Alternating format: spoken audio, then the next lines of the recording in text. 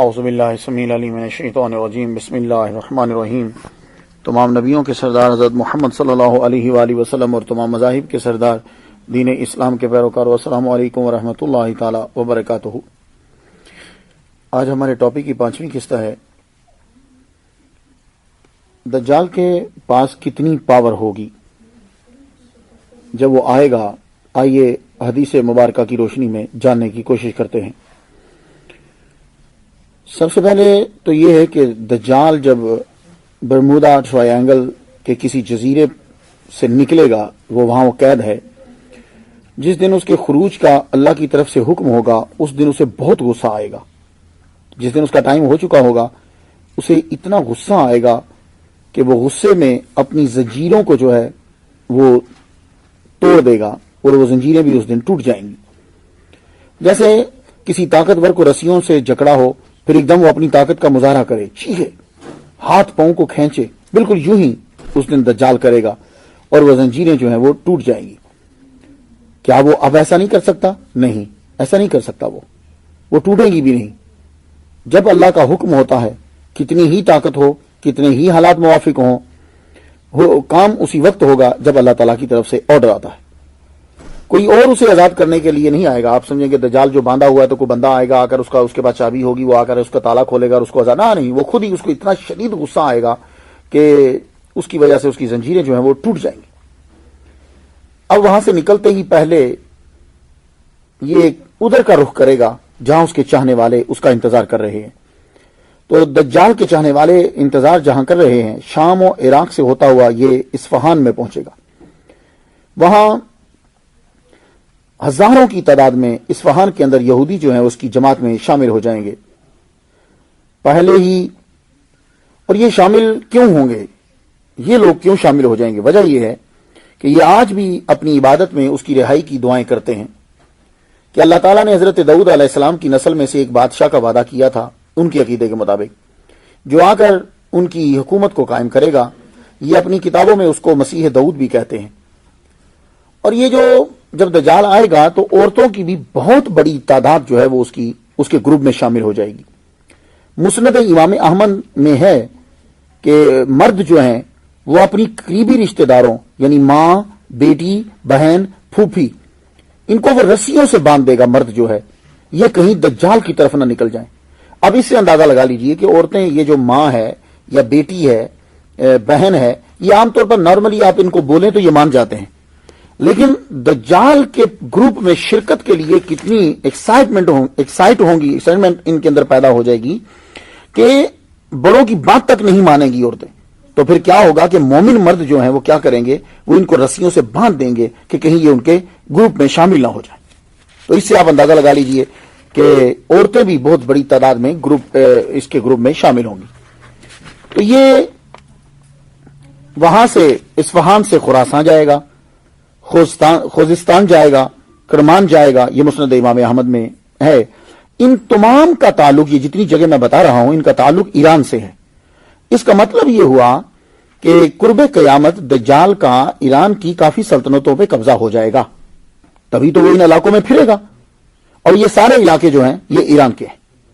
بخاری و مسلم میں حدیث مبارکہ ہے کہ حضرت انس بن مالک رضی اللہ تعالیٰ عنہ سے مروی ہے کہ حضور صلی اللہ علیہ وسلم نے فرمایا، کوئی ایسا شہر نہیں جس میں دجال داخل نہ ہو سوائے مکہ اور مدینہ کے۔ یہ مکہ اور مدینہ کی جو حدود میری سٹڈی کے مطابق جو حرم بنتی ہے یا جہاں سے مسجد جو ہے وہ واضح طور پر نظر آتی ہے، اگر درمیان میں بلڈنگز نہ ہوں تو وہ اس جگہ میں وہ داخل نہیں ہو سکے گا، لیکن دجال سعودی عرب میں داخل ہو جائے گا۔ ہاں، یہ یاد رکھیے گا، سعودی عرب میں اور مکہ مدینہ میں فرق ہے۔ یہ مدینہ شریف کی جو مسجد نبوی کی جو حدود ہے نا، یہ اس میں داخل نہیں ہو پائے گا، سعودی عرب میں داخل ہو جائے گا۔ اب آپ پوچھیں گے وہ سعودی عرب میں کون سی دلیل ہے؟ تو بخاری شریف، مسلم شریف اور مسند امام احمد، یہ تینوں کتابوں کے اندر ایک حدیث مبارکہ ہے۔ خلاصہ اس کا یہ ہے کہ دجال احد پہاڑ تک پہنچ جائے گا۔ اب آپ میں سے جتنے لوگ سماعت کر رہے ہیں، آپ مجھے بتائیے کہ احد پہاڑ کے پاس تو آپ گئے ہیں نا، سارے لوگ جاتے ہیں۔ حضرت حمزہ رضی اللہ تعالیٰ عنہ کی وہاں قبر مبارک ہے، وہاں لوگ دعا مانگتے ہیں، احد پہاڑ کے پاس ہی ہے۔ تو احد پہاڑ تک دجال جو ہے وہ پہنچ جائے گا۔ یہ بخاری میں بھی ہے، مسلم میں بھی ہے، مسند امام احمد بھی ہے، احمد میں بھی ہے۔ اور وہ دور سے مسجد نبوی کو وہاں دیکھے گا، احد پہاڑ کے پاس یہ بھی اور اس کے ساتھی بھی، تو دیکھے گا مسجد نبوی کو اور اپنے ساتھیوں سے بولے گا دجال وہ سفید محل دکھائی دیتا ہے، یہ مسجد احمد ہے، یعنی نبی محمد صلی اللہ علیہ وسلم کی مسجد ہے۔ تو پتہ یہ چلا کہ دجال سعودی عرب تک تو چلا جائے گا، لیکن محمد صلی اللہ علیہ وسلم کی مسجد نبوی اور اللہ تعالیٰ کا بڑا گھر جو ہے مسجد حرام، ان کی جو حرم کی حدود ہیں اس کے اندر وہ نہیں داخل ہو پائے گا۔ تو وہ آگے بڑھنے لگے گا، احد پہاڑ تک جائے گا، آگے بڑھنے لگے گا، ہر طرف تلوار اٹھائے فرشتے جو ہیں اسے نظر آئیں گے۔ تو مجھے یوں لگتا ہے کہ حدیث پڑھنے کے بعد کہ وہ مدینہ میں داخل ہوگا، احد پہاڑ اور جرف یہ مدینہ میں ہی ہیں، حضور فرماتے ہیں جرف یہ بھی مدینہ میں ہے، ہاں وہ مسجد میں نہیں داخل ہو سکے گا، یا یوں کہہ سکتے ہیں کہ احد تک جا پائے گا۔ محمد صلی اللہ علیہ وآلہ وسلم کا فرمان علی شان ہے کہ وہ اتنی تیزی سے سفر کرے گا جس طرح ہوا بادلوں کو اڑا لے جاتی ہے، یہ مسلم شریف میں ہے، خلاصہ اس کا بیان کیا کہ جیسے ہوا جو ہے وہ بادلوں کو لے کے چلی جاتی، بڑی تیزی کے ساتھ جاتی ہے۔ آپ کبھی بادلوں کو جاتے ہوئے دیکھا کریں، نیچے سے کم نظر آتے ہیں، اگر چھائے ہوئے ہوں تو پھر کم، اگر ایک دو ہوں تو پھر نظر آتا ہے، لیکن بلندی سے آپ کو بڑے نظر آئیں گے اگر آپ ہوا کے اس کے اوپر جہاز کے اوپر سفر کر رہے ہوں۔ اب سوال یہ ہے کہ کیا وہ پیدل چلے گا؟ دجال جب آئے گا تو کیا پیدل چلے گا؟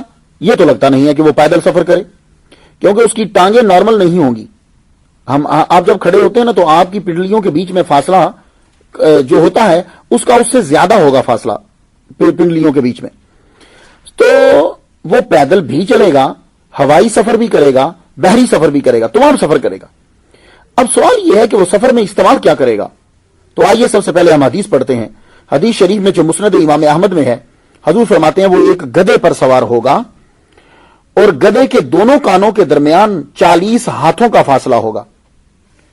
اب لوگوں نے اس حدیث کو پڑھنے کے بعد مذاق اڑانا شروع کر دیا۔ آپ کو پتا کہ سب سے آسان ترین چیز یہ ہوتی ہے کہ بندہ مذاق اڑانا شروع کر دے، کیونکہ تسلیم کرنے کے لیے تحقیق کرنا پڑتی ہے، تحقیق کرنے کے لیے ٹائم لگتا ہے، تو اتنی کون محنت کرے۔ اب اس حدیث کو سمجھنا تھا۔ دیکھیے آپ جن چیزوں کے نام رکھ رہے ہو نا، ایکسیڈنٹلی نام رکھ دیتے ہو آپ، یہ ایکس ریز، یہ کیا نام ہے؟ ریز کی تو سمجھ آ گئی، یہ ایکس کیا ہے؟ تو اسی طرح بہت ساری چیزوں کے نام آپ نے کیا کیا؟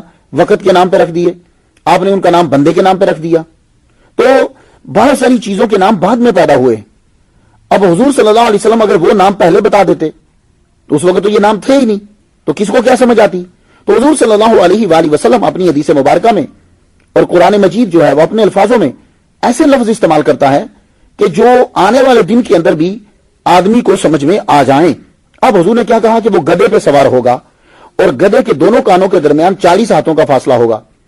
اب آپ دیکھیے کہ حضور صلی اللہ علیہ وسلم بتلا رہے ہیں اس کی سواری گدھا، اور رفتار بتا رہے ہیں ہوا، اور فاصلہ بتا رہے ہیں کہ دونوں کانوں کے بیچ میں 40 ہاتھ ہیں۔ اب بتائیے تینوں کا آپس میں کوئی تعلق ہے؟ گدھا تو گھوڑے کے برابر نہیں چلتا، ہوا کے برابر کہاں چلے گا بھائی؟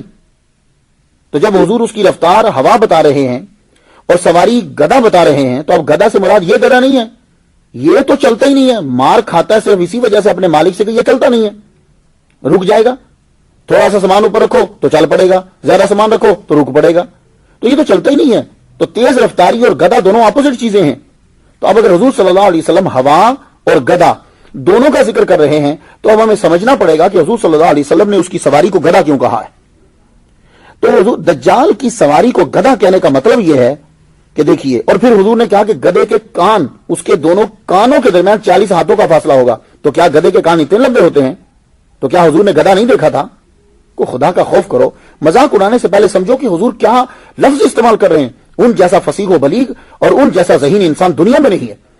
تو اب آپ دیکھیے کہ جب ہوا کا تذکرہ آئے گا تو ہوا میں جو گدھا چلتا ہے اس کا نام جہاز ہے آج کے دور میں۔ تو ہوا میں چلنے والے گدھے کا نام، اب ہوا میں چلنے والے جہاز کو حضور نے گدھا کیوں کہا؟ دو وجہ سے گدھا کہا۔ ایک تو یہ کہ سامان اٹھانے میں گدھا مشہور ہے، اور جہاز، ہوائی جہاز جو ہے وہ بھی سامان بہت اٹھاتا ہے۔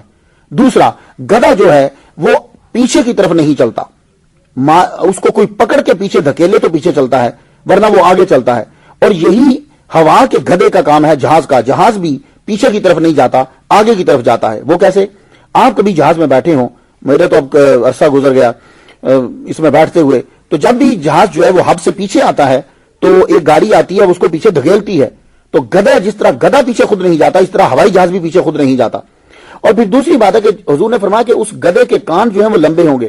تو تو آپ آج جا کے دیکھ لیجئے نارملی طور پر ہوائی جہاز کی ونگ سپین جو ہے وہ تقریباً اتنی ہی بنتی ہے جتنے حضور نے 40 ہاتھ جو ہیں وہ بتلائے.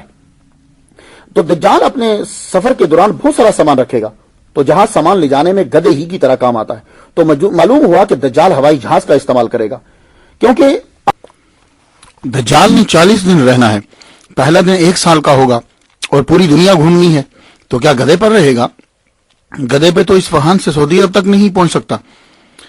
حقیقت یہ ہے کہ ایسے جہاز ایجاد ہو چکے ہیں جو ہوا سے تیز رفتار ہیں. ایک خلائی شٹل 45 منٹ میں پوری دنیا کا چکر لگا لیتی ہے, اور یہ بھی ہو سکتا ہے کہ اس کے پاس کوئی خاص قسم کا جہاز ہو. اسرائیلی ماہرین نے ہیرون نامی ایک طیارہ بنایا. پہلی پرواز 14 جولائی 2006 کو ہوئی. اسے منظر عام پر جون 2007 کو لایا گیا, جبکہ فی الحال یہ جہاز 30 گھنٹے تک مسلسل 225 کلومیٹر فی گھنٹہ کی رفتار سے اڑ سکتا ہے. حدیث میں 40 ہاتھ کا ذکر ہے.